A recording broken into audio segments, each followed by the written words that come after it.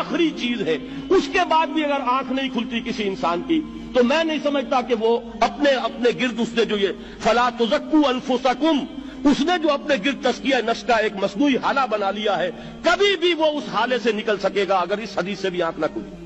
اور وہ حدیث کیا ہے؟ مولانا اشرف علی تھانوی نے اس کو اپنے جو خطبات جمعہ ہے ان میں نقل کیا ہے، بیہقی کی روایت ہے۔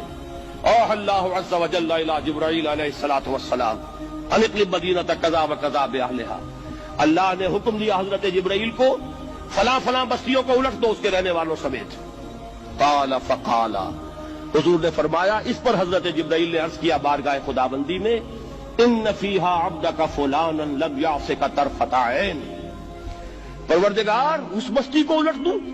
اس میں تو تیرا فلاں بندہ بھی ہے جس نے کبھی پلک جھپکنے جتنی دیر بھی معصیت میں بسر نہیں کی۔ اب آپ اندازہ کیجئے، یہ جو ہے نا اپنے آپ کو رگڑنا اور مانجنا اور پوری زندگی رگڑنے میں اور مانجنے میں لگا دینا، ہم بعض بزرگوں کے تذکرے میں سنتے ہیں اتنے اللہ والے تھے کہ ان کا گھوڑا بھی کوئی مشکوک دانہ نہیں کھاتا تھا، اور وہ خود جو ہے وہ انگریز کی عدالت میں بیٹھے ہوئے اور انگریز کی نوکری کر رہے تھے۔ یہ ہے وہ میکروسکوپک اور مائکروسکوپک کا عدم توازن، طاغوت کی چاکری کر رہے ہیں، انگریز کی ملازمت کر رہے ہیں، انگریز کے قانون کی تنفیذ کے اندر اعلی کار بن رہے ہیں، لیکن ذاتی تقوی اور ذاتی نیکی اور ذاتی للہیت جو ہے اس کا معیار یہ ہے کہ ان کا گھوڑا بھی مشکوک چارہ اور مشکوک کھانا نہیں کھا سکتا۔ یہ ہے وہ عدم توازن، اس کو نوٹ کیجیے گا، جس کو کہ اس حدیث میں محمد رسول اللہ صلی اللہ علیہ وسلم نے واضح کر دیا کہ حضرت جبرائیل عرض کرتے ہیں کہ اللہ فلاں بستی کو الٹ دوں، اس میں تو تیرا فلاں بندہ بھی ہے جس نے پلک جھپکنے جتنی دیر بھی معصیت میں بسر نہیں کی۔ ذاتی نیکی کا اب اس سے اونچا کوئی مقام کوئی شخص مجھے اگر بتا سکے تو میں اس کا مرید ہو جاؤں گا۔ اس سے اونچا کوئی مقام ہوگا کہ آنکھ جھپکنے جتنی دیر بھی کسی نے معصیت میں بسر نہیں کی، ذاتی نیکی کی معراج۔ لیکن حکم کیا ہوا بارگاہ خداوندی سے؟ قال فقال، حضور نے فرمایا، اللہ تعالیٰ نے حکم لیا جبرائیل کو، اقلب علیہ وعلیہ، الٹو اس بستی کو، پہلے اس بدبخت پر پھر دوسروں پر۔ کیوں؟ فإن وجهه لم يتمعر في ساعة قط، اس لیے کہ اس کا چہرہ کبھی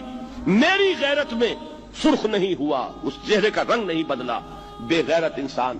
بدیاں پھیلتی رہیں، میرے دین کو روندا جاتا رہا، میری شریعت کی دھجیاں بگڑتی رہیں، عوامر کا مذاق اڑایا جاتا رہا، نواہی کے لیے دنیا کے اندر جن چیزوں سے میں نے روکا اس کے لیے فلسفے تراشے گئے،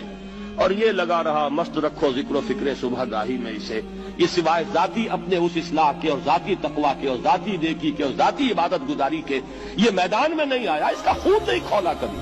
اس کے چہرے کا رنگ متغیر نہیں ہوا، لہذا یہ دوہرا مجرم ہے۔ یہ ہے وہ تصور جو یہاں پر نوٹ کیجئے۔ ہاں، اس کے یہ معنی بھی نہیں ہے کہ نماز بھی نہیں پڑھ رہے، روزہ بھی نہیں رکھ رہے، اقامت دین کے کارکن ہیں،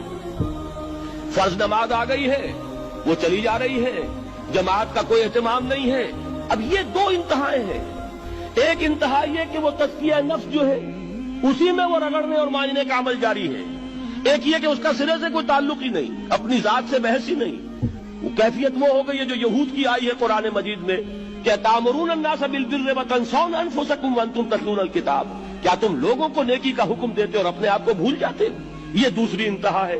پھر وہی بات عرض کروں گا، وہی بال سے زیادہ باریک اور تلوار کی دھار سے زیادہ تیز راستہ ہے جس پہ چلنا ہوگا، کہ نہ یہ ہو